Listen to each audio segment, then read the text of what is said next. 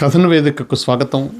కథన వేదిక ఈరోజు టెడ్ అలెన్ సిడ్నీ గోర్డన్ రాసినటువంటి ద స్కాల్పెల్ అండ్ ద సోడ్ అనే ఒక నవలను మీకు పరిచయం చేస్తుంది. 1973లో విశాలాంధ్ర పబ్లిషింగ్ హౌస్ నుంచి రక్తాశ్రువుల పేరుతో ఈ నవల మొదటిసారిగా వచ్చింది. 1980లో హైదరాబాద్ బుక్ ట్రస్ట్ మళ్ళీ దీన్ని పునర్ముద్రించింది. సహవాసి గారు దీన్ని చాలా అద్భుతంగా అనువదించారు. బతుకు స్తంభాలు నాటి నరాల తీగలు లాగి హృదంత కాసారం ప్రసరింపచేసినటువంటి గొప్ప వైద్యుల్ని స్మరిస్తూ ఈ నవల మనకి తెలుగు పాఠక లోకానికి సుమారు 50 సంవత్సరాల క్రితమే పరిచయం అయింది. మళ్ళీ ఇప్పుడు ఈ నవలని పరిచయం చేసుకోవాల్సిన అవసరం ఉందా అని కొంతమందికి సందేహం రావచ్చు. కానీ మనం ఇవాళ నాగరిక సమాజాన్ని ధ్వంసం చేసే యుద్ధాన్ని చూస్తూ ఉన్నాం. యుద్ధం లేని సమాజం ఇంకా కనుచూపు మేరలో లేదనే అనిపిస్తోంది. ఇప్పటికీ పెట్టుబడిదారీ వ్యవస్థ సృష్టించినటువంటి ఈ యుద్ధం అనే వ్యాపారం మరింతగా పరిఢవిల్లుతోంది. ఈ నేపథ్యంలో యుద్ధాన్ని ద్వేషిస్తూ యుద్ధ భూమిలో నేలకొరిగిన ఒక వైద్యుడి జీవితాన్ని అద్భుతంగా చిత్రీకరించిన ఈ నవలకు ఒక చిన్న పరిచయం అవసరమని అనిపించింది. అందుకోసమే ఈ పరిచయం మీకు చేస్తున్నాను. 1890లో కెనడాలో ఆంటారియో అనే ఒక చిన్న సబర్బ్ ప్రాంతంలో గ్రావెన్హార్డ్స్ అనే ఒక కుగ్రామంలో నార్మన్ బెతూన్ జన్మిస్తాడు. తండ్రి మతాధికారి, తల్లి ఒక సాధారణ గృహిణి. చిన్నప్పటి నుంచి నార్మన్ బెతూన్కి ప్రకృతి అంటే చాలా ఇష్టం. పశుపక్షాదుల్ని బాగా ప్రేమించేవాడు. ఆ చుట్టుపక్కల అడవుల్లోకి వెళ్ళిపోయి జీవజాతుల్ని బాగా అధ్యయనం చేసేవాడు. వాటి దేహ నిర్మాణాల గురించి ఆసక్తి పెంచుకునేవాడు. ఇంటి దగ్గరికి వచ్చిన తర్వాత తాతగారి పుస్తకాలు ఉండేవి, వైద్య గ్రంథాలు. అందులో మానవ దేహం తాలూకు చిత్రాన్ని చూస్తూ మైమరిచిపోతూ ఉండేవాడు. ఇవన్నీ చూసిన తల్లిదండ్రులు స్కూల్ ఫైనల్ కాగానే అతన్ని టొరంటోలో వైద్య విద్య కోసం మెడిసిన్లో చేర్పిస్తారు. సరిగ్గా అదే సమయంలో మొదటి ప్రపంచ యుద్ధం జరుగుతుంది. ఆ యుద్ధంలో కెనడియన్ ఆర్మీ జర్మన్ సైనికులకు వ్యతిరేకంగా పోరాడుతూ ప్రాణాలు కోల్పోతుంది అని తెలిసి అక్కడ యూనివర్సిటీ విద్యార్థులు కొందరు వాలంటీర్లుగా వెళుతూ ఉంటే వాళ్ళతో పాటు నార్మన్ కూడా వెళ్ళిపోతాడు. ఈప్రి అనే యుద్ధ భూమిలో మోకాళ్ళలోతు బురదలో ఒక స్ట్రెచర్ బేరర్గా తన సహాయాన్ని అందిస్తాడు. కొద్ది రోజులు బాగానే సహాయం చేస్తాడు.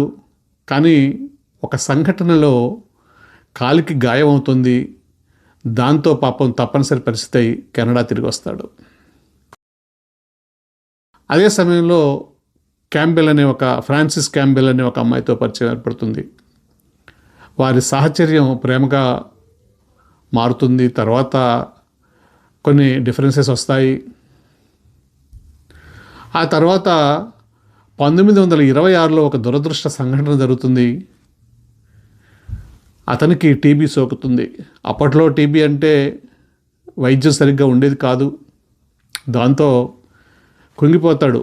ఒక డాక్టర్ తనకు తెలుసు, ఆ రోజుల్లో యాంటీబయాటిక్స్ సరిగ్గా అభివృద్ధి చెందిన కాలంలో టీబీ అంటే మృత్యు అని తెలుసు. న్యూయార్క్ ట్రూడో శానిటోరియంలో చేరిపోతాడు. ఒక రోగిగా, వైద్యుడిగా సేవలు అందించాల్సిన తను ఒక రోగిగా ఉండటానికి చాలా బాధపడతాడు. చుట్టూతా ఆ రోగులు మరణిస్తూ ఉంటారు. వాళ్ళ శవాలు రోజు తన కళ్ళ ముందు వెళ్ళిపోతూ ఉంటాయి. ఏదో ఒక రోజు నాది ఇదే పరిస్థితి కదా అని భయపడతాడు ఒక దశలో.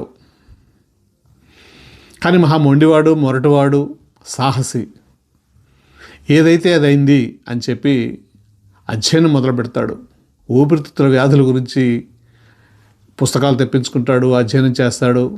ఆర్టిఫిషియల్ న్యూమోథొరాక్స్ అనే ఒక శస్త్రవైద్యాన్ని గురించి బాగా అవగాహన చేసుకుని ఆ డాక్టర్స్తో చర్చించి, నాకు ముందు ఈ శస్త్రచికిత్స చేయండి, ఇది చాలా సంక్లిష్టమైనప్పటికీ కూడా నేను దానికి ఒప్పుకుంటానని చెప్పేసి వాళ్ళని ఒప్పించి ఆ ఆపరేషన్ చేయించుకొని మొత్తానికి మృత్యుంజయుడై తిరిగి వస్తాడు. అసలు రెట్టించిన ఉత్సాహంతో మళ్ళీ మాంట్రియల్ వస్తాడు. అక్కడ థొరాసిక్ సర్జరీ గురించి విస్తృతంగా అధ్యయనం చేస్తాడు. అనేక రకాల స్వయంగా కొన్ని శస్త్ర పరికరాలు కనిపెడతాడు. మంచి డాక్టర్గా మాంట్రియల్ డెట్రాయిట్లో మంచి పేరు తెచ్చుకుంటాడు. విందులు, వినోదాలు, చిత్రలేఖనం అన్నీ కూడా చాలా హ్యాపీగా జీవితం సాగిపోతుంది. సరిగ్గా అదే సమయంలో 1936లో స్పెయిన్లో అంతర్యుద్ధం జరుగుతుంది. అక్కడ మాడ్రిడ్ నగరం వెళ్ళిపోయి యుద్ధరంగంలో మళ్ళీ క్షేత్రస్థాయిలో తిరుగుతూ సైనికులకి సహాయం చేస్తాడు. ఫాసిస్టు మోకలకి వ్యతిరేకంగా పోరాడటమే నిజమైన సహాయం అనుకొని అక్కడ రియలైజ్ అవుతాడు. ఒక వైద్యుడిగా చేయగలిగిందంతా చేస్తూనే ఉంటాడు.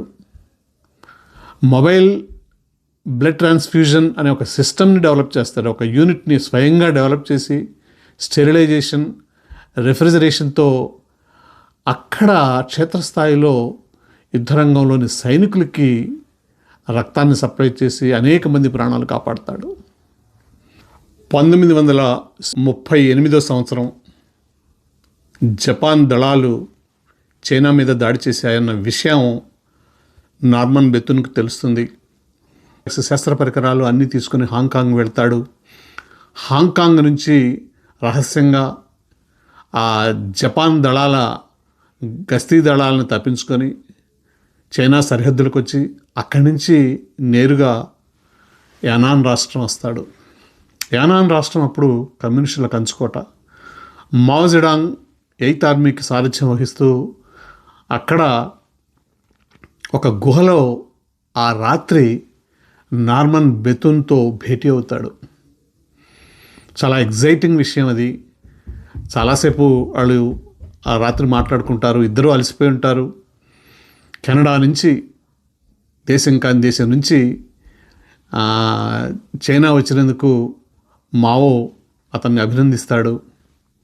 సురక్షితమైన ప్రాంతంలో మీరు మీ సేవలు అందించండి అంటే ఒక చిరునవ్వు నవ్వి, నేను క్షేత్రస్థాయిలో ఒక సాధారణ వైద్యుడిగా నేను 8th ఆర్మీకి నా సేవలు అందిస్తానని చెప్తాడు. ఇచ్చిన మాట నిలబెట్టుకుంటాడు. ఆ రోజు నుంచి తన సహాయం అందిస్తూ ముందుకు వెళ్ళిపోతాడు. ఒక చిన్న గుర్రపిల్ల, తను తెచ్చుకున్నటువంటి శస్త్ర పరికరాలు, మందులు, అదే రోజు యుద్ధరంగంలోకి వెళ్ళిపోతాడు.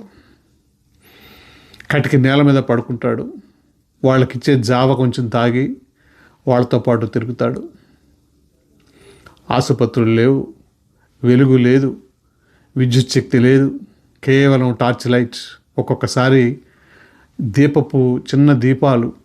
అయినా కానీ ఆ పాడుపడ్డ దేవాలయాల్లో, పాడుపడ్డ స్కూళ్ళల్లో, ఎక్కడెక్కడో విరిగిపోయిన చిన్న చిన్న పాకల్లో శస్త్రచికిత్సలు చేస్తూ సైన్యానికి అపారమైన సేవ అందిస్తాడు. ఇంచుమించు రోజుకి 18 గంటల పాటు యుద్ధరంగంలో తిరుగుతూ సేవ చేస్తాడు. 1939 అక్టోబర్లో ఒక దురదృష్ట సంఘటన జరుగుతుంది. ఆ సంఘటనలో ఒక సోల్జర్కి, సెప్టిమియా సోకినటువంటి ఒక సోల్జర్కి ఆపరేషన్ చేస్తూ ఉండగా చేయి తెగుతుంది, వేలు తెగుతుంది. ఆ వేలు తెగిన తర్వాత దాన్ని ఎందుకో ఎక్కువ సీరియస్గా పట్టించుకోడు. అది కాస్త సెప్టిక్గా డెవలప్ అవుతుంది, గాయం పెద్దదవుతుంది. కొద్ది రోజులు పోయిన తర్వాత అతనికి అర్థమవుతుంది తన పరిస్థితి విషమిస్తూ ఉందని చెప్పేసి. నవంబర్ 12వ తేదీ అత్యంత దురదృష్టకరమైన దినం. ఆ రోజు హువాంగ్ షికౌ అనే ఒక చిన్న గ్రామంలో ఆ రోజు అలా నిస్సహాయంగా, నిస్తేజంగా పడుండటాన్ని వాళ్ళు భరించలేకపోతారు. వ్యవస్థ నుంచి ఫాసిజం అనే దౌర్భాగ్యాన్ని తుడిచిపెట్టడం కోసం శ్రమిస్తున్నారు, వెళ్ళండి, నా గురించి మీరు చింతించకండి అని ధైర్యవచనాలు చెప్తాడు. అవే అతని చివరి మాటలు. అందరూ పాపం కన్నీళ్ళు పెట్టుకుంటారు. తర్వాత ఆ రాత్రి లేట్ అవర్స్లో కళ్ళు మూస్తాడు. ఆ తెల్లవారి అంతిమయాత్ర జరుగుతుంది. యానాన్ పర్వత ప్రాంతాల్లో ఆ మంచులో పెద్ద ఊరేగింపు తీస్తారు.